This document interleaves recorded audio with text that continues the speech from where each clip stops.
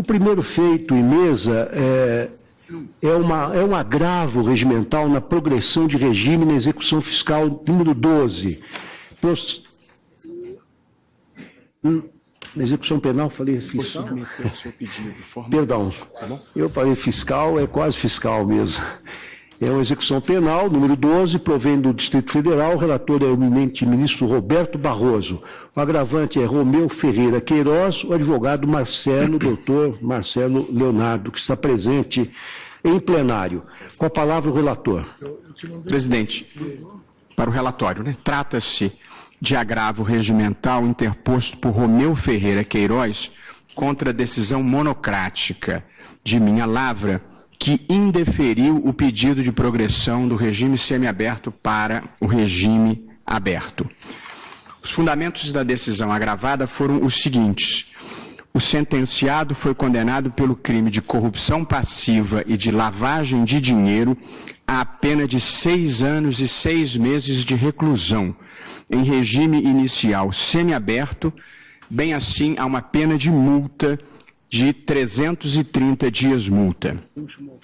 Em 19 de dezembro de 2014, eu deixei de conceder o regime prisional aberto, sobretudo porque o ora sentenciado, embora devidamente notificado, não efetuou o pagamento da pena de multa. Os fundamentos do agravo regimental, presidente, são os seguintes. O agravante aponta os seguintes argumentos para pedir a reforma da minha decisão. A. O prévio pagamento da pena de multa não é requisito legal para a progressão de regime, tendo em vista que não há prisão por dívida, artigo 5º, inciso 67. E o artigo 51 do Código Penal proíbe a conversão da multa em pena de detenção. B, segundo argumento do agravante, a jurisprudência do STJ e do STF sequer admite a impetração de habeas corpus para questionar a pena de multa. E C, o recorrente já cumpriu mais de 1/6 da reprimenda e satisfaz todos os requisitos do artigo 112. E com essa argumentação, a defesa postula o provimento deste agravo regimental para o fim de conceder ao sentenciado a progressão para o regime prisional aberto. Em homenagem à garantia da ampla defesa, o agravante alega que a hipótese comporta sustentação oral na sessão de julgamento e invoca, para tanto, o artigo 197 da Lei de Execução Penal. O parecer do Procurador-Geral da República, Dr. Rodrigo Janot, em síntese, assentou o seguinte, aspas, o não pagamento da multa por sentenciado que tenha condições de pagá-la constitui óbice à progressão de regime. Esse é o relatório, presidente. Eu submeto brevemente ao plenário, por cortesia, a solicitação do advogado de fazer sustentação oral na verdade, há duas questões aqui, o pedido de sustentação oral e saber se é possível conceder progressão de regime diante do inadimplemento deliberado da pena de multa. Eu estou, presidente, desacolhendo o pedido de sustentação oral na linha da jurisprudência tradicional do Supremo Tribunal Federal de que não cabe sustentação oral em agravo regimental. Devo dizer que faço isso pesarosamente porque sou um juiz que gosta de ouvir a sustentação do advogado e, no caso particular, teria grande prazer pela envergadura do ilustre advogado que representa o agravante. Mas penso que seria criar uma situação diferenciada da regra geral. E se Vossa Excelência estiver de acordo, eu não me oponho a ouvir a ponderação que o advogado gostaria de fazer. Pois não. Vossa Excelência vai levantar uma questão de ordem, evidentemente, né?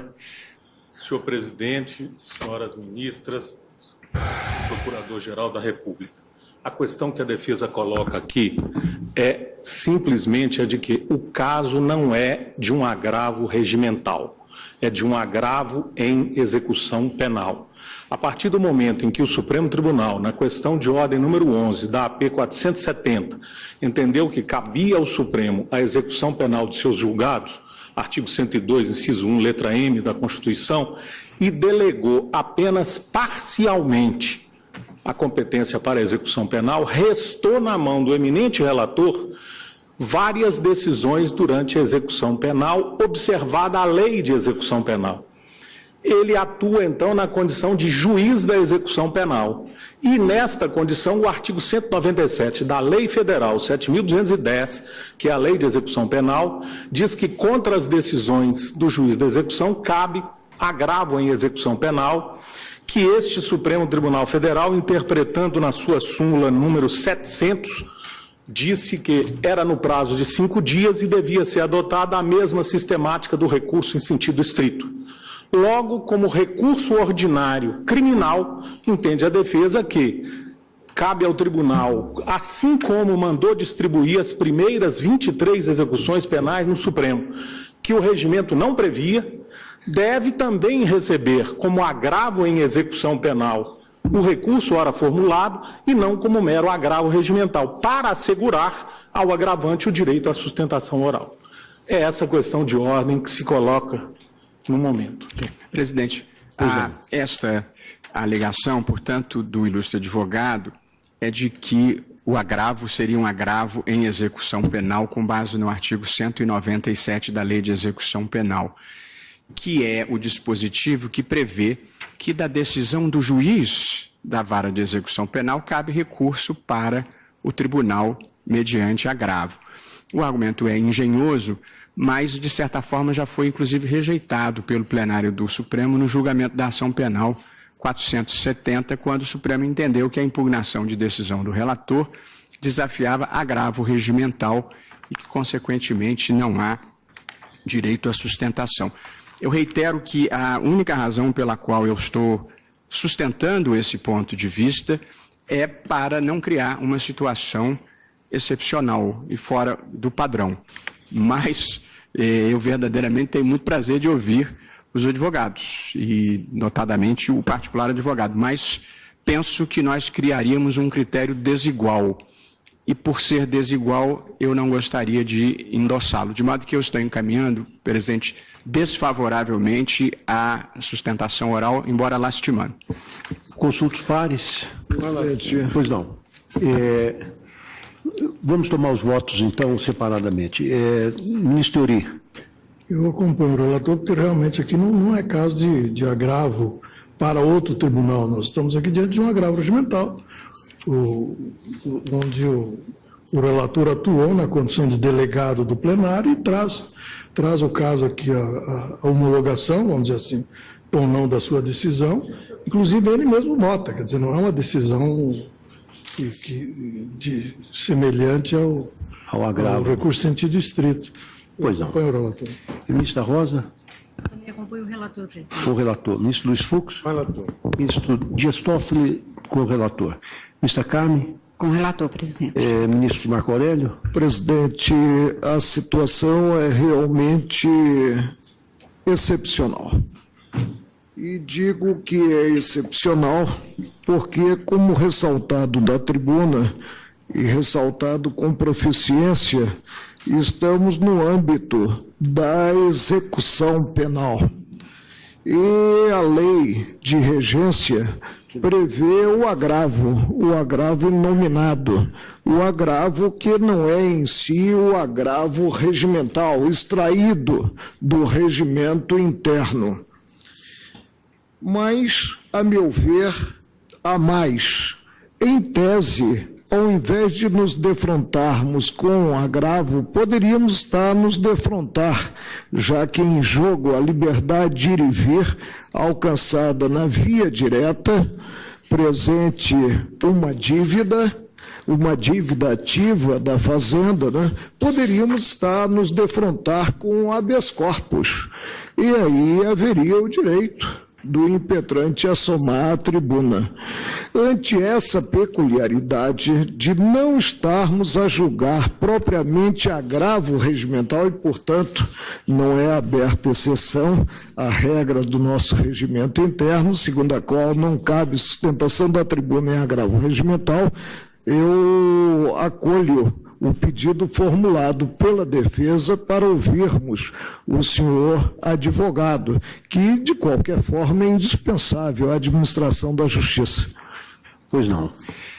Eu ouvi com atenção a argumentação não só do ilustre advogado, como agora a bela argumentação do eminente ministro Marco Aurélio, mas, data vênia, eu vou acompanhar o relator, entendendo na linha de que foi veiculado pelo ministro Teori Zavascki, que se trata de uma decisão monocrática de um integrante do plenário desta corte contra a qual cabe um agravo regimental.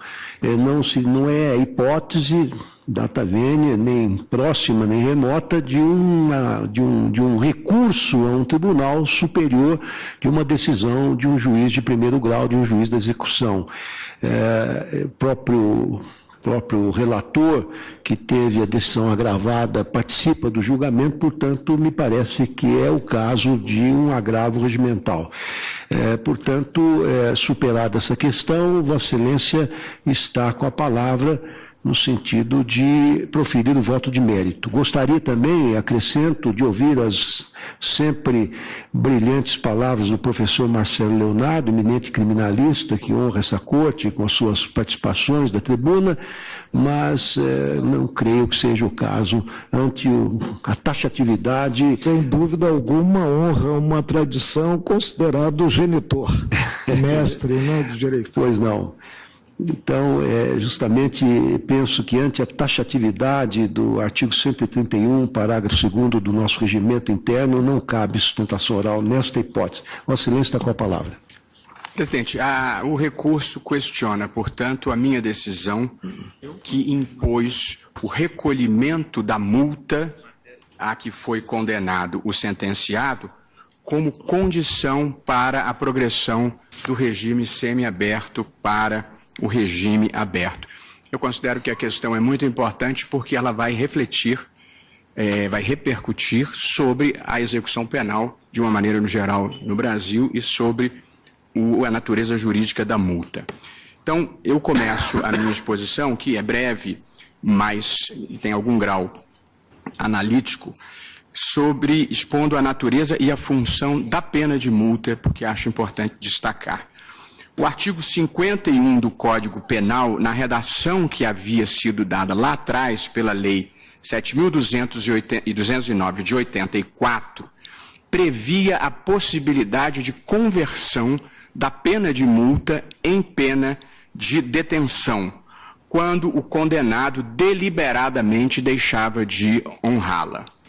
Essa era a redação do artigo 51. A multa converte-se em pena de detenção quando o condenado solvente deixa de pagá-la ou frustra a sua execução. Posteriormente, a redação desse dispositivo foi modificada pela Lei 9.268 de 96, que se referiu à multa como, aspas, dívida de valor, fecho aspas. É a seguinte a nova redação. Transitada em julgado a sentença condenatória, a multa será considerada dívida de valor, aplicando-se-lhes as normas da legislação relativa à dívida ativa da Fazenda Pública, inclusive no que concerne às causas interruptivas e suspensivas da prescrição, fecho aspas. E digo eu, a nova dicção do artigo 51 traz duas consequências. A primeira, não mais permite a conversão da pena de multa em detenção. A segunda, permite a correção monetária e a cobrança da multa como dívida ativa. A referida modificação legislativa, continuo eu, não retirou da multa o seu caráter de pena, de sanção criminal, e, em rigor, sequer poderia cogitar em fazê-lo uma vez que o artigo 5º, inciso 46 da Constituição, ao cuidar da individualização da pena, faz menção expressa à multa, ao lado da privação de liberdade e de outras modalidades de sanção penal. E, coerentemente, o artigo 32 do Código Penal, ao contemplar as espécies de pena, listou expressamente a multa no artigo 32, inciso 3º. Como tenho sustentado, presidente, em diversas manifestações, o sistema punitivo no Brasil encontra-se desarrumado e cabe ao Supremo Tribunal Federal, nos limites de sua competência, contribuir para a sua rearrumação. Nas circunstâncias brasileiras, o direito penal deve ser moderado, mas sério. Moderado significa evitar a expansão desmedida do seu alcance, seja pelo excesso de tipificações, seja pela exacerbação desproporcional de penas. Sério significa que sua aplicação deve ser efetiva, de modo a desempenhar o papel dissuasório da criminalidade, que é da sua essência. E acrescento eu, em matéria de criminalidade econômica, a pena de multa há de desempenhar papel proeminente, mais até do que a pena de prisão, que nas condições atuais é relativamente breve e não é capaz de promover a ressocialização. Cabe à pena de multa o papel retributivo e preventivo geral da pena, desestimulando no próprio infrator ou em infratores potenciais a conduta estigmatizada pela legislação penal. Por esta razão, sustentei no julgamento da ação penal 470 que a multa deveria ser fixada com seriedade, em parâmetros razoáveis e que seu pagamento fosse efetivamente exigido. À vista, presidente, das premissas acima estabelecidas, chego às seguintes conclusões parciais. 1. A pena de multa não perdeu o seu caráter de sanção penal. 2. Em matéria de criminalidade econômica, a pena de multa desempenha um papel proeminente de prevenção específica, prevenção geral e retribuição. E 3. Como consequência, a multa deve ser fixada com seriedade, proporcionalidade e, sobretudo, deve ser efetivamente paga. Passo agora, presidente, aos requisitos da legislação de execução penal para a progressão de regime. O Código Penal e a Lei de Execução Penal prevêem e disciplinam, como todos sabemos, 3 regimes diversos de cumprimento de penas privativas de liberdade: o fechado, o semiaberto e o aberto. Para cada uma dessas fases, o legislador definiu estabelecimentos penais próprios. De outro lado, o artigo 112 da Lei de Execução Penal estabelece os requisitos gerais para que o julgador autorize a progressão a regime prisional mais brando. Em verbis, esta é a dicção do artigo 112. A pena privativa de liberdade será executada em forma progressiva, com a transferência para regime menos rigoroso, a ser determinada pelo juiz quando o preso tiver cumprido ao menos 1/6 da pena no regime anterior e ostentar bom comportamento carcerário. Fecho aspas. Como regra geral, portanto, não sendo o caso de crime hediondo ou equiparado, condenados com bom comportamento podem progredir de um regime para o outro após o cumprimento de 1/6 da pena no regime anterior. Não obstante essa regra geral, a jurisprudência desta Corte tem demonstrado que a análise dos requisitos necessários para a progressão de regime não se restringe ao referido artigo 12 da Lei de Execução Penal, tendo em vista que elementos outros podem e devem ser considerados pelo julgador na delicada tarefa de individualização da resposta punitiva do Estado, especialmente na fase de execução penal. E aqui, presidente, apenas para abreviar, eu cito 2 exemplos e 2 precedentes desta Corte. Um precedente anterior, note-se bem que nós aqui estamos cuidando da exigência do prévio pagamento da multa para a progressão de regime. Mas há algumas semanas atrás nós decidimos aqui mesmo, no plenário, a validade da exigência da restituição do dinheiro desviado para fins de progressão de regime, como impunha o artigo 33, parágrafo 4º, vencido apenas o eminente ministro Marco Aurélio. Portanto, naquele caso, nós estabelecemos um requisito para a progressão de regime que não estava no artigo 112. E a jurisprudência é igualmente pacífica em permitir a realização de exame criminológico também para fins de progressão de regime e que também não está prevista no artigo 112. Portanto, a análise desses precedentes a que me refiro demonstra que o julgador, atento às finalidades da pena e de modo fundamentado, está autorizado a lançar mão de requisitos outros não necessariamente enunciados no artigo 112 da LEP, mas extraídos do ordenamento jurídico, por evidente, para avaliar a possibilidade de progressão de regime. E aqui, presidente, eu chego à parte final e ao capítulo final da minha decisão, em que eu justifico a exigência de pagamento da pena de multa para a progressão de regime. E digo eu, circunstâncias brasileiras como as limitações orçamentárias, a superlotação dos presídios e a existência de centenas de milhares de mandados de prisão à espera de cumprimento, fazem com que o sistema de cumprimento de penas e de progressão de regime entre nós seja menos severo do que em outras partes do mundo. Menos do que uma opção filosófica ou uma postura de leniência, trata-se de uma escolha política acerca da alocação de recursos feita pelas instâncias representativas da sociedade e materializada na lei. Todavia, especialmente em matéria de crimes contra a administração pública, como também nos crimes de colarinho branco em geral, a parte verdadeiramente severa da pena a ser executada com rigor há de ser a de natureza pecuniária. Esta, sim, tem o poder de funcionar como real fator de prevenção, capaz de inibir a prática de crimes que envolvam a apropriação de recursos públicos. A decisão que se tomar aqui solucionará não apenas o caso presente, mas servirá de sinalização para todo o país acerca da severidade com que devem ser tratados os crimes contra o erário. Nessas condições, não é possível a progressão de regime sem o pagamento da multa fixada na condenação.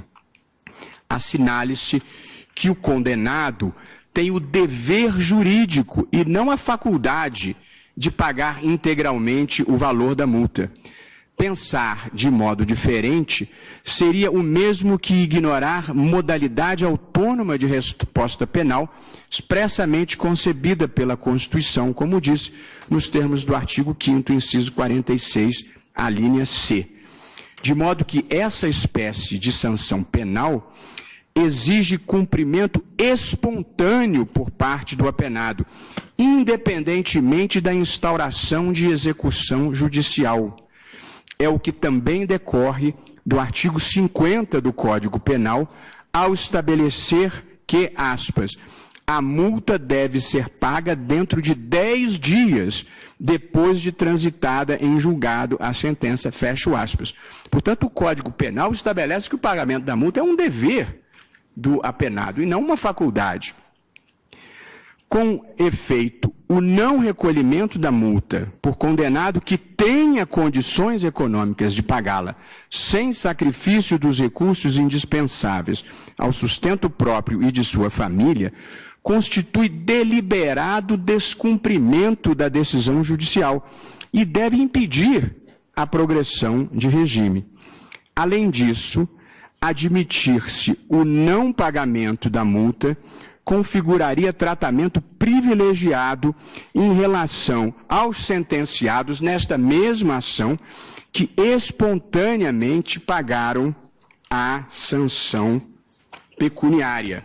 E aqui, presidente, eu tenho um quadro em que demonstro todos os sentenciados que quitaram integralmente a multa e os diversos sentenciados que estão pagando parceladamente a multa para obterem a progressão de regime, o que gerou já um recolhimento para a Fazenda Pública de aproximadamente 6 milhões de reais pelos condenados na ação penal 470. De modo que, dentre outras considerações, o sentenciado que, tendo condições de pagar, não o faça, desfrutaria de uma situação privilegiada, discriminatória e privilegiada em relação àqueles que quitaram a sua obrigação. Não bastasse essa incongruência lógica, note-se também que a passagem para o regime aberto exige do sentenciado, segundo a LEP, aspas, autodisciplina e senso de responsabilidade, fecho aspas, o que pressupõe o cumprimento das decisões judiciais que se lhe aplicam. Tal interpretação é reforçada pelo que dispõe o artigo 36, parágrafo 2º do Código Penal e 118, parágrafo 1º da Lei de Execução Penal, que estabelecem a regressão de regime para o condenado que, abro aspas, não pagar, podendo a multa cumulativamente imposta, fecho aspas. De modo que, se o sentenciado tiver progredido de regime e não pagar a multa, isso é fundamento para a sua regressão. E, logicamente, há de ser também fundamento para a não progressão. De modo que o deliberado inadimplemento da pena de multa sequer poderia ser comparável à vedação de prisão por dívida, nos moldes do artigo 5º, inciso 47 da Constituição, de vez que configura apenas óbice à progressão no regime prisional. Vale dizer, o sentenciado continua sob regime de pena privativa de liberdade, de modo que não há que se falar em prisão por dívida. E, por fim, presidente, eu abro apenas uma exceção, que é da impossibilidade econômica do apenado. A exceção admissível ao dever de pagar a multa é a impossibilidade econômica absoluta de fazê-lo. Aqui, diferentemente do que assentei em relação ao crime de peculato no precedente já referido, em que a restituição do dinheiro desviado se mostra imperativa para a obtenção do benefício, aqui, no caso de multa, é possível a progressão se o sentenciado veraz e comprovadamente demonstrar sua absoluta insolvabilidade. Absoluta insolvabilidade que o impossibilite até mesmo de efetuar o pagamento parcelado da quantia devida, como autorizado pelo artigo 50 do Código Penal. A absoluta incapacidade econômica do apenado, portanto, deve ser devidamente demonstrada nos autos, inclusive porque o acórdão exequendo fixou o quantum da sanção pecuniária, especialmente em função da situação econômica do réu, como manda o artigo 60 do Código Penal. De modo que a relativização dessa resposta penal depende de prova robusta por parte do sentenciado. Devo dizer que o agravante em nenhum momento alegou, sequer alegou, e menos ainda provou, a ausência de condições financeiras para o pagamento da dívida, da multa. O questionamento feito pelo ilustre advogado, com argumentos relevantes, é de que seria ilegítima a minha exigência de que a multa fosse paga para fins de progressão. Há casos, senhores ministros, apenas para a ciência, há um caso em que o sentenciado disse não ter dinheiro.